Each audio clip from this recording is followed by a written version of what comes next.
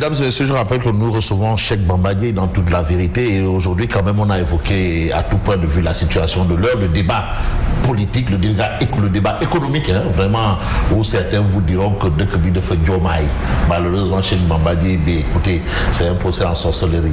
Mais est-ce que les choses vont s'éclaircir bientôt, Cheikh Bamba Dièye? Mais bien sûr, absolument, les choses vont s'éclaircir. Et ça fait rire quand on dit que dès que bi dafa Diomaye. Je vous rappellerai, vous qui étiez là en 2000, qu'on disait d'Abdoulaye Wade, finalement, Baïden Gorgui Mouligay. Et tout le monde parlait d'amateurisme, de méconnaissance de l'État. Mais somme toute, à la fin, on a beau faire tous les procès du monde à Abdoulaye Wade, il a fait beaucoup plus que ce qu'il avait remplacé. Macky Sall aussi, quand il est arrivé, c'est en ce moment-là qu'on disait que Macky. Oui. Et on parlait de récession, de marasme, d'incapacité. C'est des phénomènes récurrents. Quand vous enlevez quelqu'un du pouvoir, avec tout ce que cela a eu comme conséquence, bien évidemment, la réclame immédiate, c'est de montrer que ceux qui sont là sont incapables et que vous êtes celui qui est le titulaire de toutes les performances. Ce n'est pas le cas. Nous le savons. Parce que les Sénégalais qui sont l'arbitre du jeu politique au Sénégal, quand ils ont décidé d'élire le président Bassirou Diomaye Diakhar Faye, c'est en fonction de constats et d'une réalité. Mais les gens parlent ils étaient arrivés à une situation d'une élection aux allures de référendum, oui, pour ou contre. Le principe même du référendum, c'est quoi? Ça veut dire que le citoyen est arrivé à un niveau de saturation au point qu'il rejette en bloc tout ce qui existait par le passé. Le principe du référendum, c'est quoi? C'est que les Sénégalais en avaient assez de l'injustice. Ils en avaient assez du sous-développement. Ils en avaient assez de tout ce que l'on peut reprocher au nouveau régime. Aujourd'hui, quand on parle de chômage, les Sénégalais en avaient marre de ce chômage-là. Mais vous n'avez pas l'impression que les gens regrettent? Non, mais on ne peut pas absolument regretter d'avoir un président de la République comme Bassirou Diomaye Diakhar Faye. On ne peut pas absolument regretter d'avoir un gouvernement avec Ousmane Sonko, parce qu'en réalité, ces deux citoyens, ils ont, qu'on le veuille ou qu'on ne le veuille pas, symbolisé autour d'eux ou cristallisé autour de leur personne presque la totalité du combat démocratique des 10 dernières années. Avec une résilience, un courage et une détermination qui doit faire la fierté de tous les Sénégalais.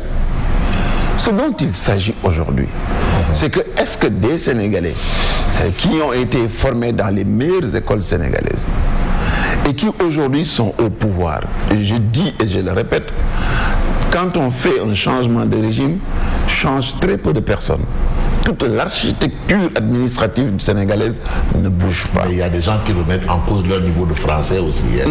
Non, écoutez, moi je pense que ce qu'il faudrait aujourd'hui, là où on devrait avoir du mouron et faire beaucoup de sang d'encre, c'est si on remettait en cause leur moralité, leur idée de justice, leur sincérité et leur volonté de faire de ces pays un état de droit, une justice fonctionne où tous les Sénégalais sont égaux devant la loi. Vous savez, ce sont des éléments souvent que les politiques ne retiennent pas, mais ce sont les fondements de la qualité de vie dans une république.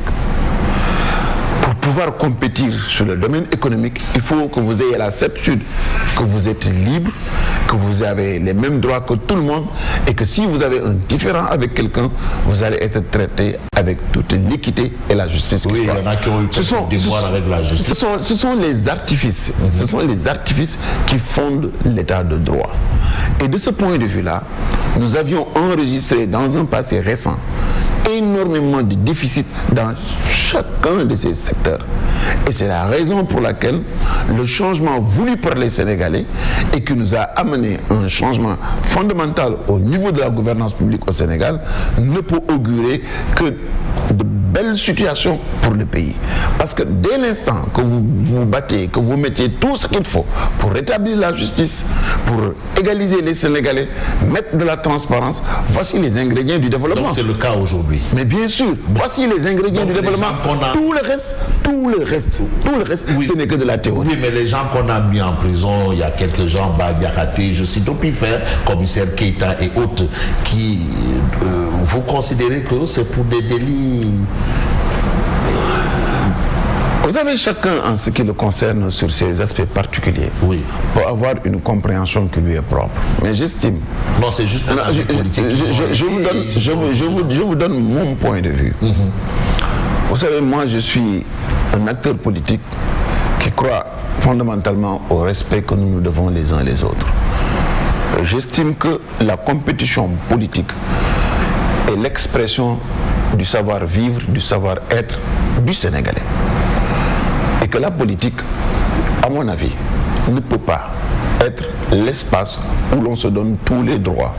Parce que se donner tous les droits, c'est nier tous les droits à la fois. Pas de délit d'opinion. Non, mais attends, je vous parle, parce que celui qui, même dès l'instant que vous mettez sur un mot délit, cela pose problème. D'opinion.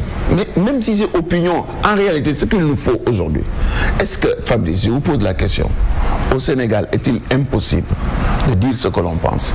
Non. Les Sénégalais peuvent le dire. Est-il devenu impossible de critiquer X ou Y, que ce soit du pouvoir ou de l'opposition? C'est facile, on peut le faire et on le fait.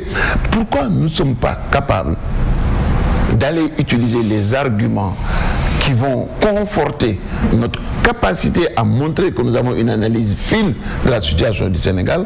Pourquoi nous refusons, nous, ce droit et le refusons aux Sénégalais qui nous écoutent?